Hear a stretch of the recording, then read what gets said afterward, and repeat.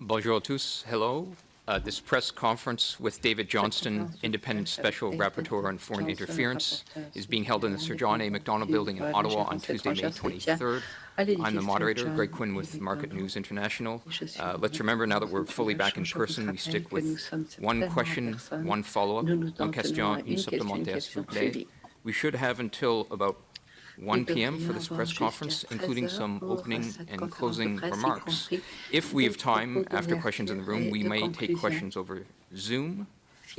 With that housekeeping done, let's begin with opening remarks. Mr. Johnston, à vous la parole. Well, hello everyone. Bon après-midi.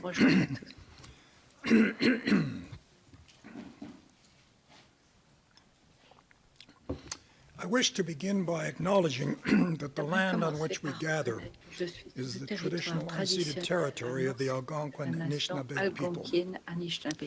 It's a pleasure for me to be with you here this afternoon. I'm joined today by my counsel, Sheila Block, who will be able to assist with any technical points and questions. Our democracy is built on trust. Trust in our institutions, our governments, and our fellow Canadians. Unfortunately, recent allegations of foreign interference have threatened that trust, raising legitimate questions and also undermining our confidence in our government's ability or willingness to protect our democracy. Canadians deserve forthright answers about the impact of foreign interference and whether the government has failed to act appropriately. To be able to make any improvements to the systems that protect our democracy, we must first answer who knew what, when they knew it, and crucially, what was done regarding these recent allegations. This is the focus of my first report. Au cours des 2 derniers mois, j'ai examiné les documents pertinents à ces allégations. Il s'agit notamment des dossiers de services de renseignement originaux. J'ai également interrogé les fonctionnaires, les agences de renseignement et les ministres responsables. I have had unprecedented level of access. I have worked with the security agencies to disclose to Canadians as much as I responsibly and possibly can in my report, more than has been done before. Based on my review, I have reached 5 clear conclusions. First, foreign governments are undoubtedly attempting to influence candidates and voters in Canada.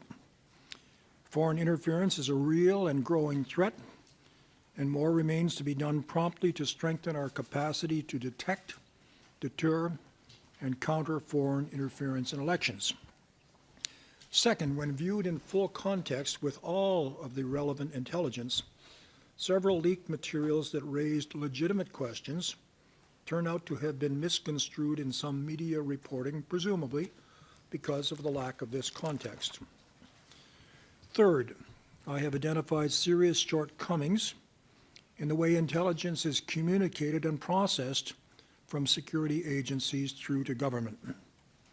Fourth, a further public process is required, but there should not and need not be a separate formal public inquiry. A public inquiry examining the leaked materials could not be undertaken in public, given the sensitivity of the intelligence. However, public hearings on the serious governance and policy issues identified to date should and will be held at the earliest possible date as part of the second phase of my mandate.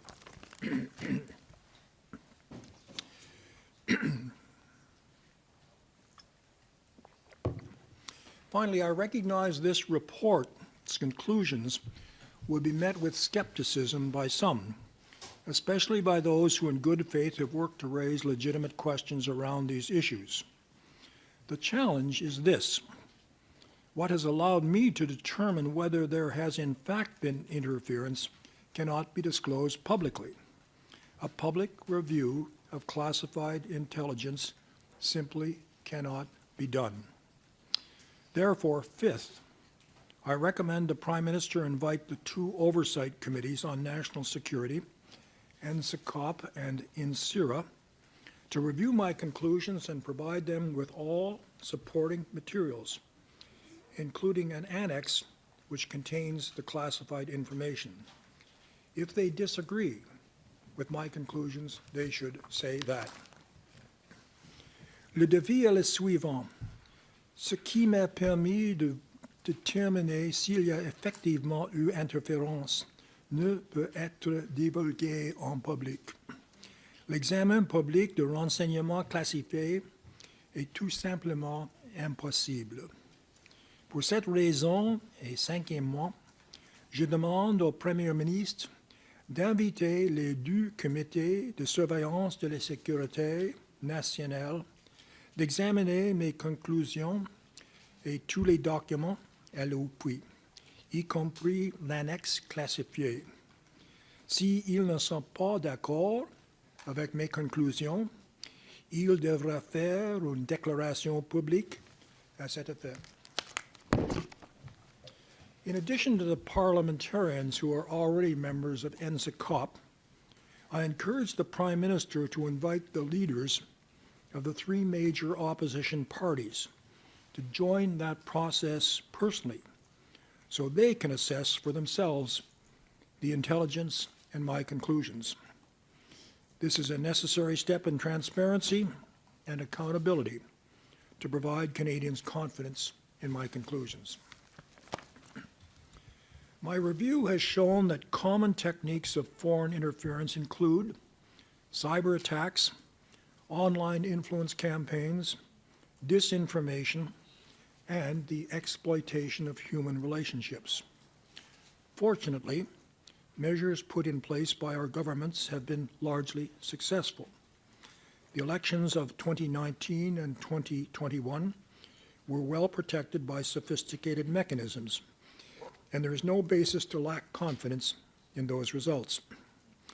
Les élections de 2019 et 2021 ont été bien protégées par des mécanismes sophistiques et il n'y a aucune raison de manquer de confiance dans ces résultats. En même temps, le Canada doit demeurer vigilant face à cette menace et travailler d'urgence pour renforcer sa capacité de détecter, de dissuader et de contrer cette menace à notre démocratie. The recent allegations of foreign interference in media reports have amplified public concern around these issues and are a central component of my first report. They raise legitimate questions which deserve complete answers. Much of what has been reported has been based on limited and partial intelligence. That reporting has been made without the benefit of the full context provided by all relevant materials. Experienced, intelligent professionals understand that individual pieces of intelligence must be viewed with considerable skepticism.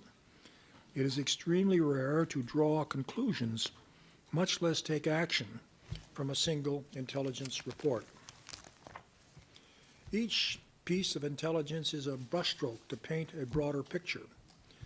Only upon seeing the full picture, with the benefit of all relevant intelligence, can one conclude that much of the reported intelligence has been misconstrued in media reports, presumably because of this lack of context in these instances.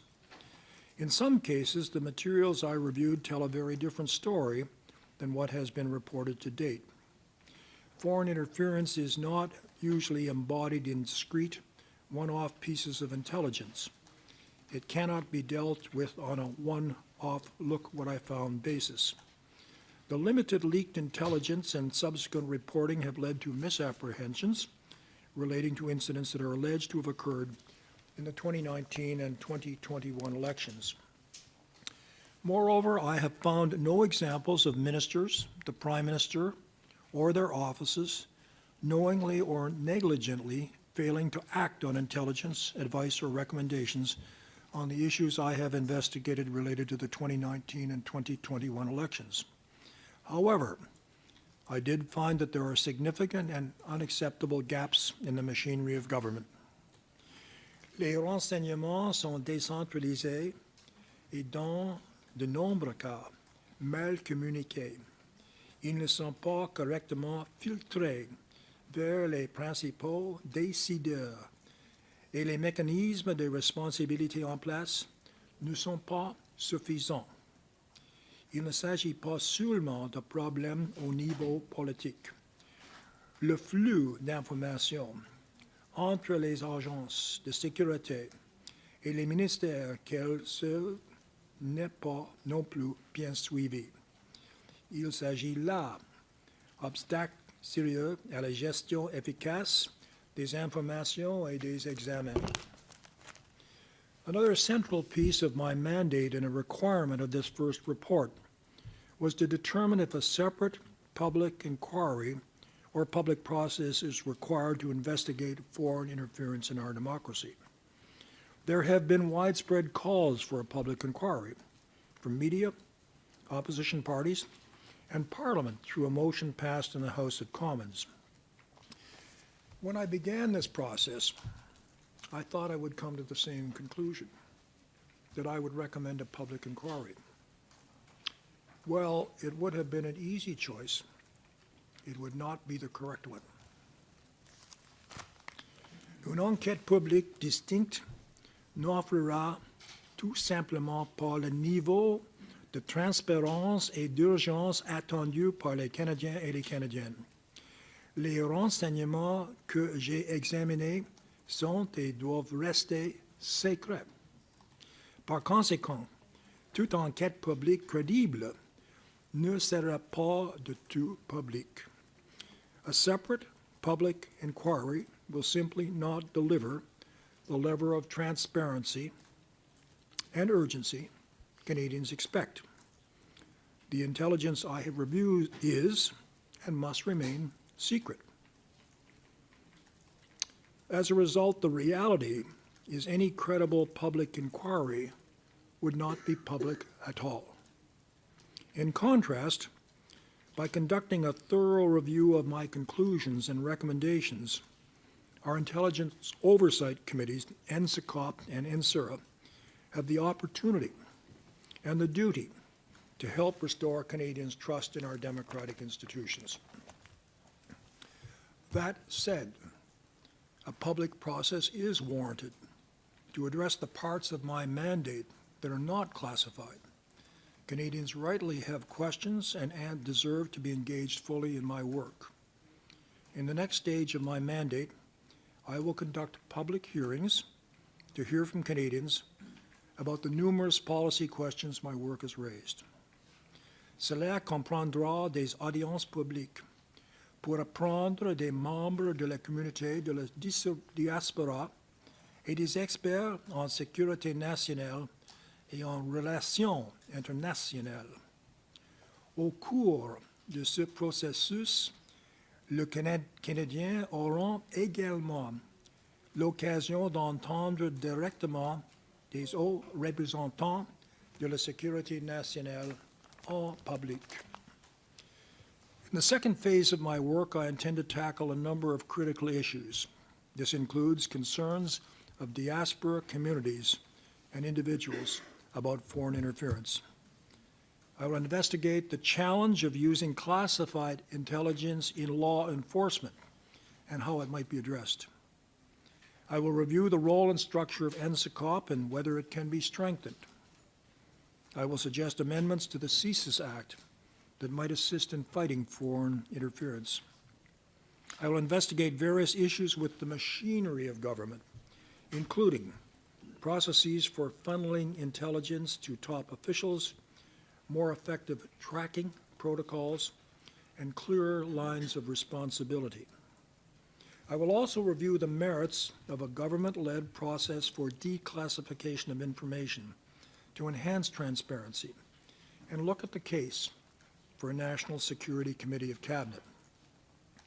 And I will examine the issue of how the government deals with threats against elected officials.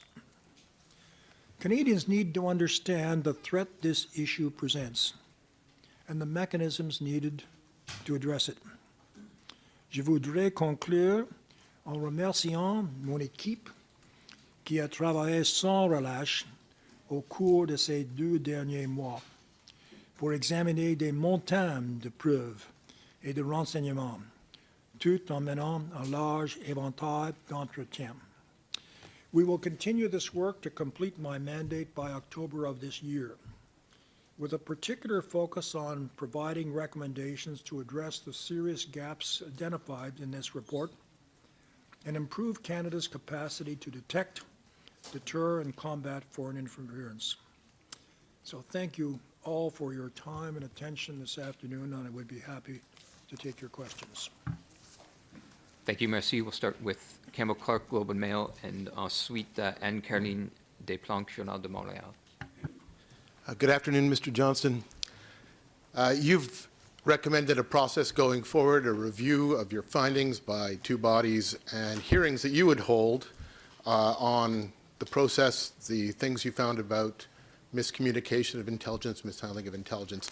But you've heard the criticism from the opposition and others about your appointment, about your role based on your relationship with Mr. Trudeau's family. So why are you the person to lead those hearings going forward rather than a judge, an independent judge who could hold hearings in camera or in public?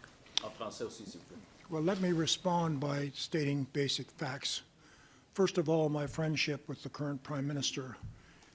When our children, 5, were ages 7 to 12, we had a condo at the foot of Mont Tremblant.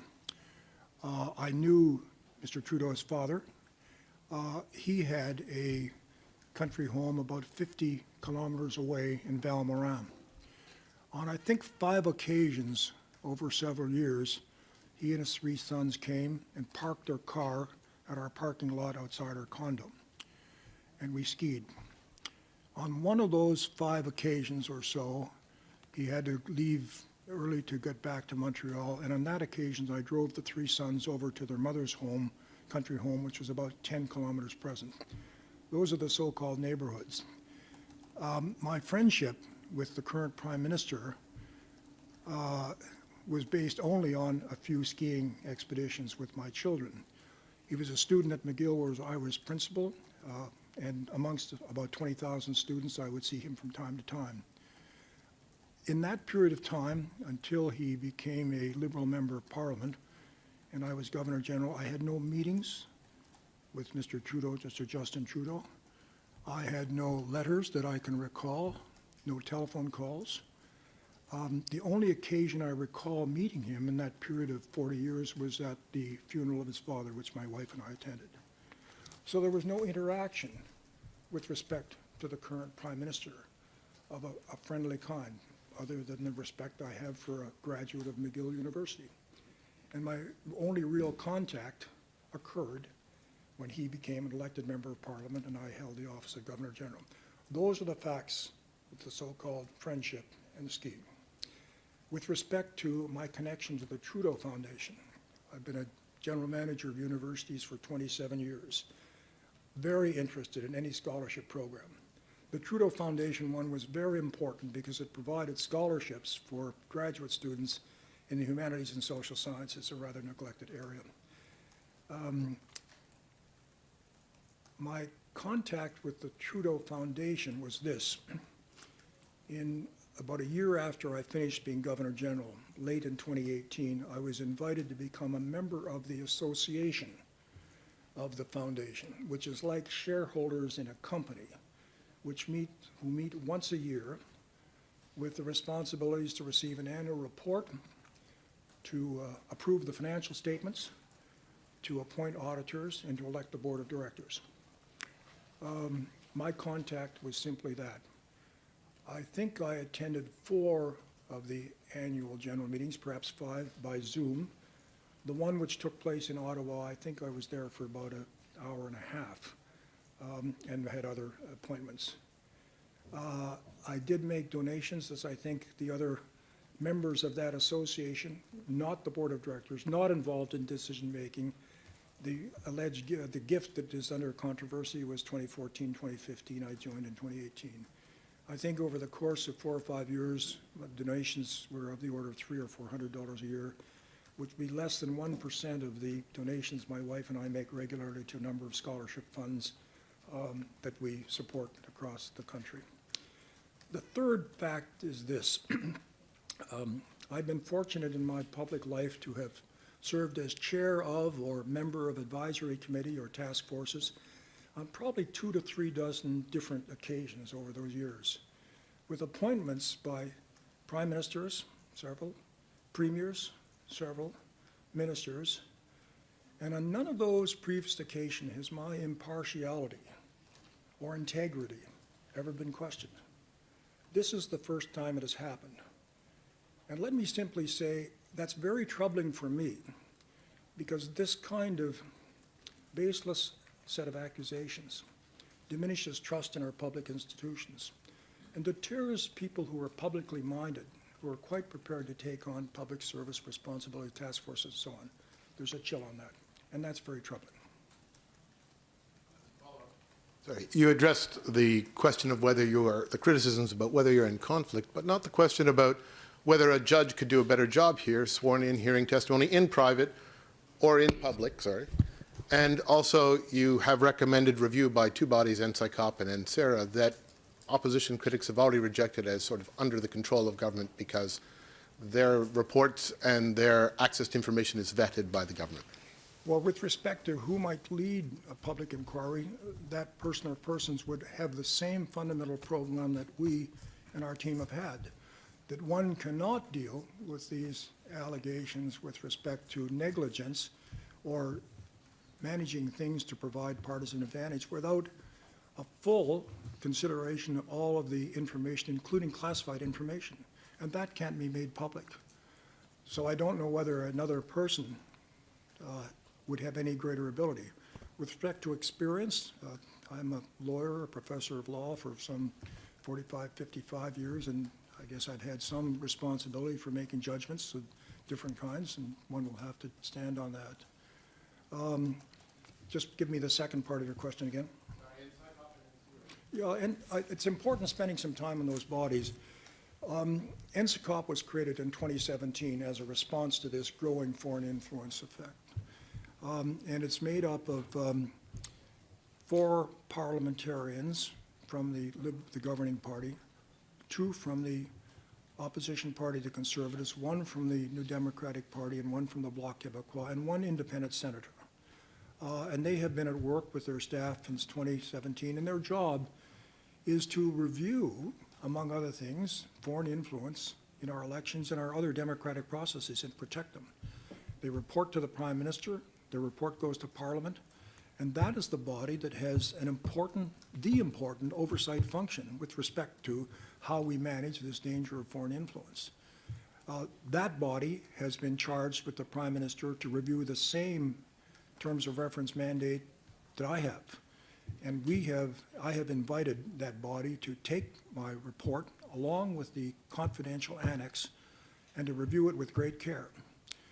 Also suggested that they work closely with NSERA, which I'll comment in a moment, and that the leaders of the 3 major opposition parties be invited to take top secret clearance and join in viewing that material and coming to whatever conclusions they want to with NCICOP.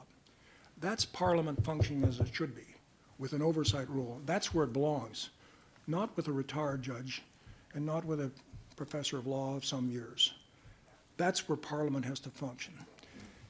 NSERA, the National Security Independent Review Agency, is an executive agency with experts on foreign intelligence and other things. It's appointed on the recommendation of the Prime Minister in consultation with the leaders of the opposition parties and the leaders in Senate. So that's a collaborative appointment. Its job is to review the activities of all the agents of securities and intelligence and any particular matter that deals with things like foreign influence. That body, too, is an oversight body of Parliament. That's the kind of body that should be functioning to oversee these things. Chaired by a former judge. chaired by a former judge especially. Thank you, Sheila. Chaired by a former judge, a dean of law, a law professor, a former national security investment advisor, intelligence advisor, and an entrepreneur are the makeup of that particular committee. That was created in 2019. Both of those committees provide their reports to Parliament, and both those committees have a fundamental responsibility and oversight role that's just very precious, and that's the kind of oversight that we should be using, I think, to deal with these matters. Anne-Caroline Desplanques, je vais en demander. Non? OK. Je m'excuse. Raphaël Pirot, agence QMI, collègue d'Anne-Caroline. Je voulais juste commencer par résumer, si vous pouvez résumer là, la première question. Donc, revenir un peu sur vos liens avec M. Trudeau et pourquoi est-ce que vous êtes la bonne personne pour mener à terme cette enquête? Je m'excuse. Répétez la question, s'il vous plaît. Vous pouvez juste répéter en français, en fait, peut-être résumer les liens avec M. Trudeau et pourquoi est-ce qu'il vous a choisi, pourquoi vous êtes la bonne personne pour mener à terme cette enquête. Oui, seulement la question des connexions avec M. Trudeau. C'est ça, et pourquoi vous êtes la bonne personne. Juste, Oui, de façon très simple. Quand il était jeune homme de peut-être 12 ans, avec ses deux frères, et nous avons 5 filles, le même âge, nous avons un condo à Mont-Tremblant pour le ski par la fin de semaine. J'ai connu son père à la maison de pays, à Valmoran, c'est 50 km de Mont-Tremblant, où nous avons le condo jusqu'à la base de la montagne, et c'est 100 mètres des pistes. Monsieur Trudeau Senior a stationné son voiture pour le jour de ski avec nous, peut-être 5 fois pendant 2 ou 3 ans. C'était le contact avec Monsieur Trudeau Jr., le Premier ministre. Après ça, il était un étudiant à McGill, où j'étais principal. J'ai rencontré, tout comme les autres, même l'étudiant, mais pas avec une connexion personnelle. Et depuis cette période à McGill, je n'ai pas une réunion, un échange de lettres, un appel de téléphone, un contact avec Monsieur le Premier ministre courant, sauf le funérail de son père. Autre contact, quand il est élu comme membre du Parti libéral, et après ça, Premier ministre, j'ai un contact comme gouverneur général, mais c'était très formel. Le point est, pendant 40 ans, je n'ai pas un contact direct avec M. Trudeau Jr. Pas comme un ami. C'est le fait. OK, merci. Ma deuxième question. La seule personne, et I'm also going to ask you to answer in English.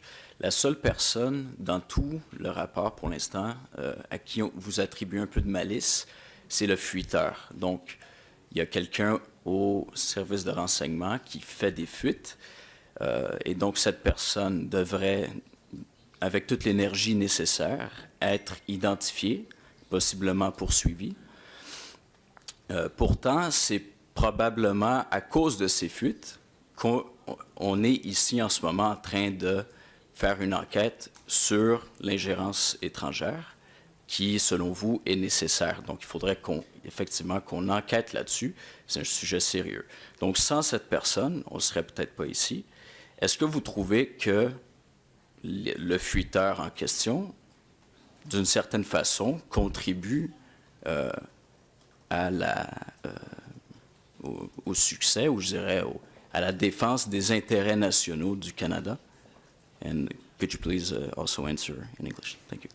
Okay, if I understand your question properly, si vous comprenez votre question, est-ce que possible pour une seule personne de faire l'évaluation? Absolument non. C'est la raison que j'ai une équipe des... No, sorry. I'm going to ask in English. Oui. So basically, the only person that's been pointed to as acting with some kind of malice in this, in your report, is the leaker from the CSIS, Yeah. and or leakers maybe. Sure. And so, you know, in a way, it's because of these leaks though that we're here and we're investigating on this issue, Sure. which is an important issue, as you identified. So in a way, is that leaker not contributing to our national interest in a way? And did he do something right in a certain sense, even if he broke the law? Because if it wasn't for leaks, we probably wouldn't be here. Well, I want to be very clear in that answer. Certainly, the attention that the media have given to interference in our foreign election is important and is very useful at this time because it's a very substantial danger. It's growing, and it needs to be combated. With respect to the leaks, what I must say is that is something that challenges the entire trust in our system of intelligence gathering and communicating it and moving it through the channels where it can be acted upon. If I'm the ordinary person sitting at home listening to this, and I consider that someone's, I presume of high, very well educated, join the Intelligence Service of Canada, they take an oath to maintain secrecy. They are under obligation of the Security and Information Act that they will not divulge what they learn. And when they choose to break that oath, that is wrong, and it's very damaging. It undermines our system built on trust of this information. It puts lives at danger, and it breaches our compact of trust with our Five Eye allies who are engaged in the same business and share information, and in fact, allies around the world. So to my mind, that is most unfortunate, and it is a situation that jeopardizes how we go about our intelligence, and I can't speculate on the motives of who or what or how that happened. Autre question? David Aiken Global. David Aiken Global. Good afternoon. One of your conclusions suggests that there were no, the Prime Minister, you could find no evidence that they failed to act. But as I read your report, you're really referring to the 6, 8 instances of leaks. And in fact, the case, I'll put it to you, could be made that the Prime Minister, key ministers, senior leadership did fail to act to address the systemic failings in information management that you address, going back to multiple NSICOP reports, Judd reports, that was a failure by the political class, not the bureaucrats, not the system. They failed to manage the information better. Let me say two things in response to your question. Number one, in looking at failures of appropriate action on foreign interference, we were tasked with the job of determining whether there was any negligence or conscious avoiding of dealing with those issues for some political reason. And we went through 9 different cases, the most perhaps prominent ones that those were reported. And we did not find any evidence of that kind of negligence or acting in a partisan way. What we did find, your second point, is that we have a system is not working effectively, not working as it should. And I don't think there's any surprise in that, as we've seen foreign influence growing quite dramatically with the focus on Russia in 2016, and look at what's happened in the United States with that. And then towards 2018, especially with the case of the 2 Michaels and so on, it became more Chinese interference. The two are very different. Russian is much more focused on destroying our democratic institutions. The Chinese interference is much more long-term, much more pervasive, and much more sophisticated in using disinformation and other things to protect what China regards as its special areas of protection, the so-called 5 poisons. And we have not responded quickly and as effectively as we should, especially to this accelerating rise in digital information and so on, and our human ability to interact it coming at that level. So there's a gap in that. But we're no strangers to that. All of the Western democracies are. We have much to learn from one another, and we have much to do to address those failings of the machinery of government, which are very real. And in the second part of our report, the next 5 months we'll work very earnestly with the different agencies and in public hearings to address that and to try to be as constructive as we possibly can and to engage the other agencies that are engaged in the same thing and to make it very open to the public. Thanks. And I want to come back to this issue that my friends have raised about your resume, and I take note of your impassioned defense of your own ability to be impartial and your long career of being impartial. But as you know, with a lot of conflict of interest type situations, it's the appearance. It's the appearance of being beyond reproach. And so thinking about that, not the actual facts of the matter, were you the right person to have been selected to do this? And are you certain you're the right person to now lead the public process, that there's no one else in the country who might be more beyond reproach and have maybe a very similar background and experience that you have? Yeah, I can't cast judgment on that, on my competence or relative competence with others. And yes, of course, there are, I think, lots of people that you or I could identify who would be very capable of doing a comprehensive review. What I can say with respect to the allegations of an appearance of conflict of interest, I took the trouble of seeking a legal opinion from a retired Supreme Court justice, that's Justice Frank Iacobucci. He was very clear that there's no conflict of interest with respect to the Trudeau obligation, so I have no doubt whatsoever that I had any conflict of interest, and no doubt at all, speaking myself, about my impartiality or my ability to bring my record such as it is for you to judge as to whether I'm capable of carrying out a impartial and inquiry based on integrity. Emily Bergeron. Vous avez conclu qu'il n'y a pas eu d'ignorance intentionnelle de la part de M. Trudeau ni de ministres. Do you want me to say it in English? Okay. You concluded that there was no intentional ignorance or resulting to inaction from the Prime Minister, from ministers, and it was more like communication problems. But if so, how do you explain that many sources anonymously turned to two media to leak information? And there was also an open-ed in the Globe and Mail where the source said why she did that, and she said there was indeed inaction and ignorance of many alert signs. Or so, what can explain so multiple sources turn to media if there was no inaction or ignorance, intentional or not? Well, c'est une bonne question. It's an important question. The leaks are based on partial information, in some case documents, that don't tell the full story. And what I've tried to emphasize in the area of intelligence, one is dealing with different pieces of information. We use the analogy of painting a picture. It's a number of different brushstrokes. You must have all of them together before you get a picture, or a jigsaw puzzle as you're putting pieces in place until you finally get the pattern. So those leaks were based on partial information. And in our investigation, in our review of 9 different instances, based on open information, but more particularly classified information, we came to the conclusion that there was not negligence on the part of any of the ministers or the Prime Minister, nor malfeasance in the sense of attempting to twist this for partisan advantage, not at all.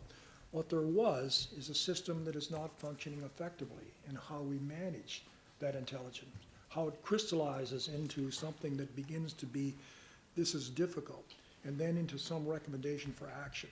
Our system is not producing that in the way it should. And in defense, we're not alone in having that kind of difficulty, but we have much to do to be much more effective, much more professional, much more harmonized.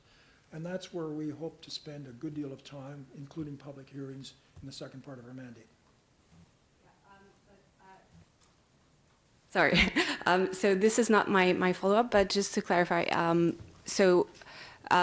these sources, they are regular consumers of little pieces of information, as you say, so they can see the bigger picture. So in that context, my question was more why these people, knowing the bigger picture, or how things work within, and how these small pieces should be interpreted in a bigger picture, why would they still go to media? But my follow-up was more when you met with the leader of the oppositions that wanted to meet you, were your conclusions already drawn, and how did you take the inputs from them, and did you change any parts of your report? Because we saw this morning the former leader of the Conservatives saying he met with you, he thought it was unuseful, and it was a loss of time, he wrote. Thank you for that question. The first part of it was that the leaks were not based on full information and turning all of the classified information. As we read those leaks and as we dealt with it, we came to the conclusion that there was a much fuller story that wasn't there. With respect to the comments of Mr. O'Toole, here are the facts. We, as we were asked to do in our mandate, contacted the leaders of the opposition parties to seek their assistance, both materials and meetings. On 4 different occasions, we approached the leader of the opposition, Mr. Polyev. On 4 occasions, we did not get a response to be prepared to meet with us. On one occasion, he sent a short reply that was not responding to the materials we needed. And as we came to the May 23rd deadline for our report, wanting to hear from the Conservative Party, and we did have the documents in which they set out allegations with respect to, I think, 11 different writings, and we considered that going back to late April, early May. But round about May 23rd was the deadline from our report. We sought a meeting, and Mr. O'Toole responded quickly for a meeting, and that was on this past Wednesday, Sheila. A very helpful, lengthy meeting. Mr. O'Toole is a man for whom I have great respect. I know well. He's a former military man. He's cleared for top secret clearance, so he's no stranger to military intelligence. And he presented with us a review of the matters covered in the media and some modeling elections, and his view that in perhaps a minimum of 4 or a maximum of 9 instances, constituencies' results were affected by that. We took that material on the Wednesday. We did indicate that our report was, a part of our report at that time had gone for translation because we were trying to deal with, but it was not final. We considered those materials with care. We responded to them with positions in our report, and we set them out. And we found we differ in our conclusion with Mr. O'Toole's conclusion that there was a tilt in those elections in 4 to 9 cases, and Elections Canada has found no interference. So that was our conclusion, which is different than Mr. O'Toole's.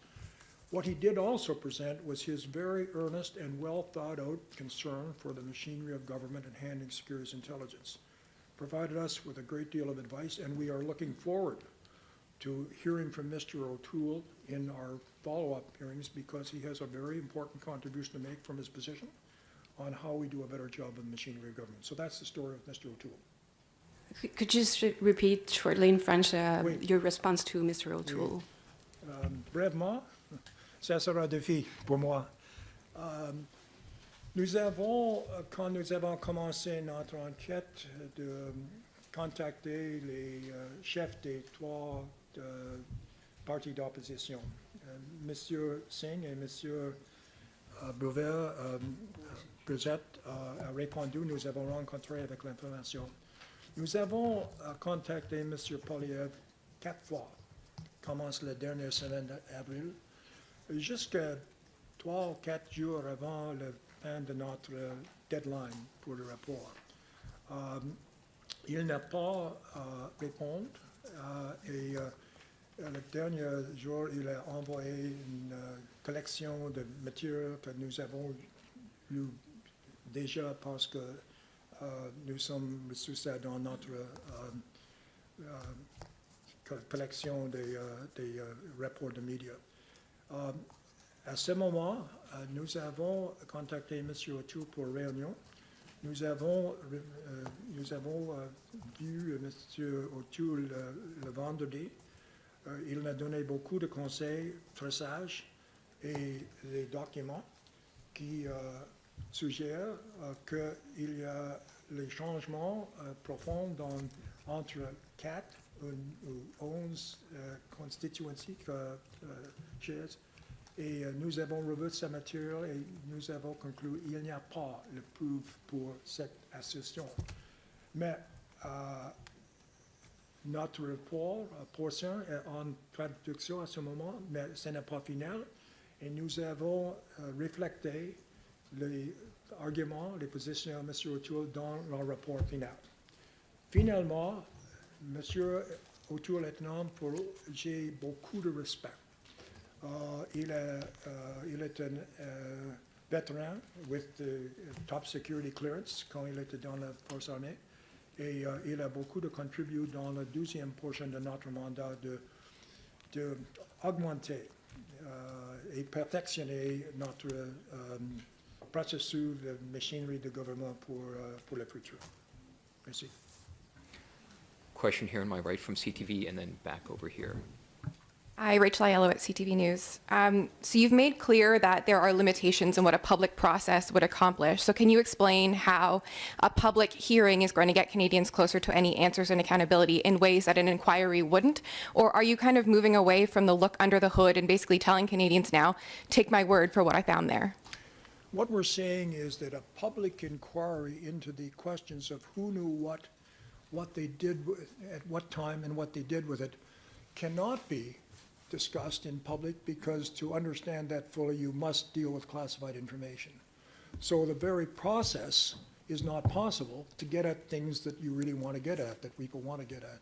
Moreover, even if one did that in camera, that interrogation and so on, looking at classified information, you can't report it publicly, because that's forbidden by the Security Information Act, and it leads to all the perils I just spoke about, of danger of people's lives, undermining of our systems, and breaching faith with our 5I appointments.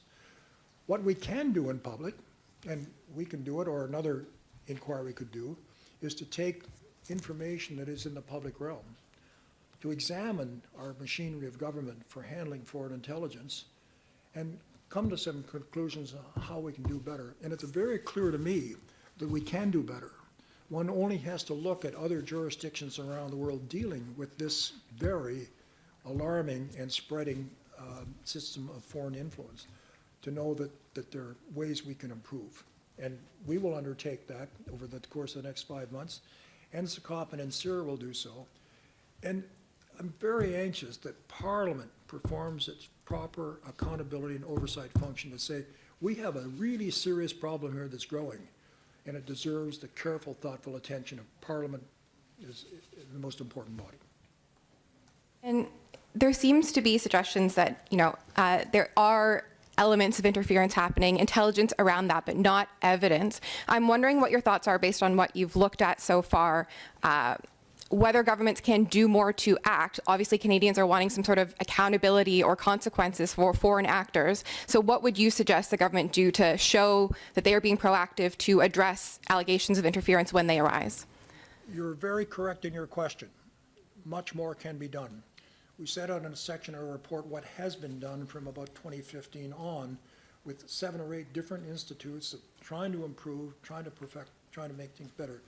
That still falls short of where we should be. And it falls short because this foreign influence is growing, it's pernicious, pervasive, it's not easy to deal with. But we expect that in our next 5 months, in the second part of a mandate, to deal with precisely the question you've raised. We can attract the best intelligence of Canada in public hearings, where there will be an opportunity to see these things in the light of day, and especially learn from what other jurisdictions have done in dealing with the same problem. We're coming down to about the last 5 minutes before a closing statement. I realize there are many of you in line. Perhaps if we could either go faster or stick to a single question, we might get more in, but I don't want to get into that debate. You can argue amongst yourselves. Je m'excuse pour mes réponses qui sont trop longues. Je suis professeur. Just to follow up on Rachel's question about taking your word for it, you've said NSICOP and CIRA will obviously check your work and pass judgment on your conclusions, but obviously Canadians will still end up having to take their word for it. Is there a problem here that Canadian voters will have to take the word of other sources and not be able to see this intelligence? Is there perhaps a problem here with overclassification of information? Well, yes, there is a problem in that one can't divulge everything that Canadians would like to know. Can we do more in being somewhat more transparent with what is classified or not? I think we can somewhat. And some other jurisdictions have handled this transition from intelligence to evidence with somewhat more nuanced rules than we have, beginning with perhaps looking at the Security and Information Act, et cetera. So I think that can be done, but it can't give a complete answer to your good question. No, we cannot take all Canadians into full confidence saying, here's the classified information, come to your own judgment. With respect to whether we have the appropriate accountability mechanisms, that's Parliament. We have two bodies that were created by statute, one in 2017, one in 2019, I think growing in their ability to take on this accountability response. If they're insufficient, that's Parliament's job to say we must do better with our oversight mechanisms. Who is the watchman of the watchman? And one should not be having a special interrogateur or rapporteur to deal with that. On NSICOP, because you are putting a lot of emphasis on it, I believe in the report you do raise some concerns with the politics and the partisanship that have surrounded this issue. NSICOP is ultimately a political body made up of politicians. Do you have faith that it can put politics aside and get at this issue? Well, I really hope that we can diminish the partisan activity. I mean, one only has to look south of the border to see how that has paralyzed a system of government. We can't allow that to happen in this country. This is a precious country. U.S. News and World Report does annual surveys of the most admired countries in the world. Canada's number one or in the top 2 or 3 places. That's blessed. That's precious. And, you know, our responsibility is to make this experiment in inclusivity, which is Canada, work effectively. And that's Parliament. That's who we elect to govern us and provide appropriate systems. Can we do better in this particular system? Much better. We have much to learn to others, and we must be conscious that we're dealing with something that is not a passing fad. This is serious stuff, and these hostile actors have the real intention of bringing down our democratic institutions. And just look what's happened over the past, 15, 20 years as we've seen the diminution of democracy, the reduction in the number of fully functioning democracies, and the success in persuading countries on the cusp that autocratic authoritarian governments are the way to deal with their problems. Democracy is challenged. Let's not say in fundamental peril, but challenged. And my heavens, if any country in the world should be making democracy work, it's this country, Canada. And that's what we must get about. Justin Ling, and then I believe it might be time for closing comments. Great. You deal really briefly with the question of Han Dong's meeting at the Chinese consulate, enough to say that it's inaccurate to say that he called for the prolonged detention of the 2 Michaels. But here's a guy who you conclude was the beneficiary, unwittingly, of Chinese interference, meeting with a hostile foreign power, but you don't say anything more about it. Can you give us any more details? Is that something that should be declassified? And does it strike to that question of trust that we don't know why he was meeting with the Chinese consulate and not telling his government about it? Thank you for that question. I'm going to the report, and the reason I'm going to the report is I must be careful about the 2 parts of my brain. One part of my brain has open information in it, the other part has classified information, and Sheila, you will watch carefully. But I think we should go to the report to deal with that question. This is page 23. And forgive me, but let me read exactly because you understand the dilemma I have. The PRC interfered with the nomination of Han Dong as the Liberal Party candidate in Don Valley North. Global News. Is that the issue that you're raising?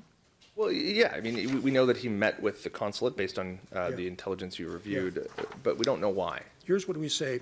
I reviewed the intelligence relating to this allegation, interviewed various officials. I can report the following. Irregularities were observed with Mr. Dong's nomination in 2019, and there is well-grounded suspicion that the irregularities were tied to the PRC, the People's Republic of China Consulate in Toronto, with whom Mr. Dong maintains relationships. In reviewing the intelligence, I did not find evidence that Mr. Dong was aware of the irregularities or the PRC's consulate's potential involvement in his nomination.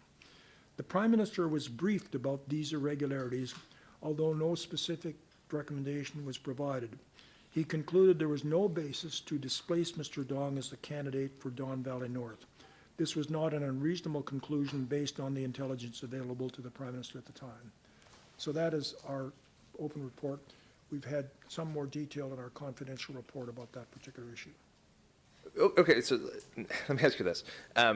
The government has been quite forthcoming when there's been instances of Russian interference in this country. Based on what you just read, they were not forthcoming with the public or with the opposition parties about Chinese interference. With the benefit of hindsight now, did the government err by not telling the public more specifically what China was doing to influence our political sphere?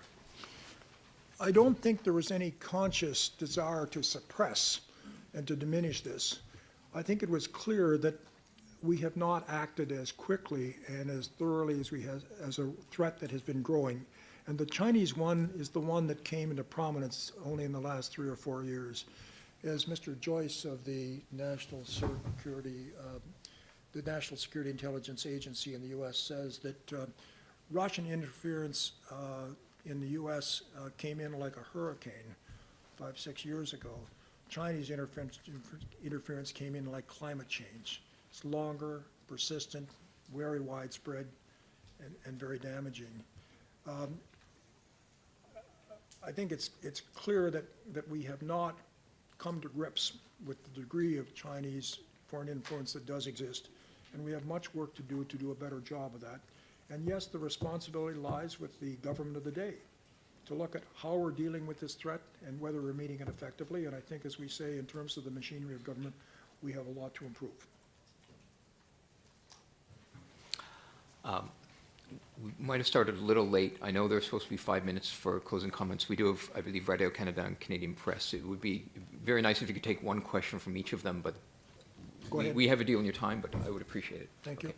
One more question each. Okay. Thank you. Yeah. Mickey here with the Canadian Press. I guess, how bad is the current arrangement regarding the flow of information of intelligence, and do you expect to recommend legislative changes? We have serious issues to deal with. We set out in our report a fairly considerable list of the things we are looking at. I would be very surprised if we don't see quite considerable changes, not because things are awful, but because things must constantly improve. And it won't come simply from us, although we'll have some. We expect other quarters, particularly the 2 review committees, to be doing precisely that. But I'd commend you to the portion of our report. Do you have the page number, Sheila? Where we actually set out what has been done by way of reforms, 9 or 10 initiatives over the past 3 or 4 years, but much more to come. 54 and 55. Thank you. Can I just ask a quick follow-up? You said political parties ignored facts in favor of slogans. Does that include the Liberal Party as well? Say that again? You mentioned in the report political parties ignored facts in favor of slogans. Does that include the Liberal Party as well? Can you give some examples? I missed it. In favor of slogans? Facts in favor of slogans, yes. I don't know what that expression means, facts in favor of slogans. It was in the report. It said political parties had ignored facts regarding, intelligence and foreign interference, and they basically politicizing the issue. Well, Did the Liberal government do this as well? I'm concerned about politicizing the issue, but I'm saying to be able to make accusations and so on must have the full panoply of information. In a number of instances, that full panoply was not there. Bonjour, Monsieur Johnson. Christian Noël de Radio-Canada. Does CSIS need to be more transparent on foreign interference like Australia information services are? The short answer is, I think, yes. That said, we recognize fully the difficulty that CSIS has in dealing with this business of keeping information classified, but at the same time informing Canadians. It's been heartening to see that, particularly over the past 2 or 3 years, with respect to the reports that they have been made, they're much more fulsome. The efforts to have public information systems are increasing. And in fact, the briefs to parliamentarians, I think there were 49 in the most recent year, on what are the threats to. The Canadian Securities Establishment has also worked very hard at trying to acquaint Canadians about the threat. But the heart of your question, the point très central, Généralement, le public ne comprend pas cette menace. Ce n'est pas dans notre porte. Alors, nous avons beaucoup de travail à faire, particulièrement avec les communications publiques. Partout. Et si vous me permettez une dernière question, pas d'enquête publique parce que ce serait trop compliqué à cause des renseignements, etc. Mais là, vous allez avoir des consultations publiques. En quoi est-ce que ça va être utile? Dans quoi est-ce que ça sera davantage qu'un exercice de relations publiques? La première question, c'est la N4 de Who Knew What When Where. Pour répondre clairement de cette question, on doit utiliser l'information classifiée. C'est impossible de mettre cette information dans la région publique. Pour considérer notre système de gouvernement et l'augmentation, c'est possible de faire ça en public avec la transparence. Et ce sera la mission de notre enquête pour la deuxième portion de notre mandat. Ce sera un exercice de relations publiques. Pardon? It will be just public exercise, a public relations exercise. No, I hope not. I hope j'espère que ce sera un exercice de considérer les problèmes et de recommander les solutions avec les meilleurs experts que nous avons dans notre pays. Et nous avons beaucoup d'experts. Merci. Thank you. Merci tout le monde. Merci pour votre attention et pour votre patience. Malheureusement, je suis professeur et je parle trop longuement. I understand. Did you have any closing comments or no? I cannot. I think I've had everything I need at to all. say. Sheila, is there anything that I should do with a summary? Not anything except to say the professionalism that we encountered with all the people who helped Mr. Johnston in his work was excellent. We are blessed with a public service that is very top-notch. Merci tout le monde. Enjoy the Tulip Festival.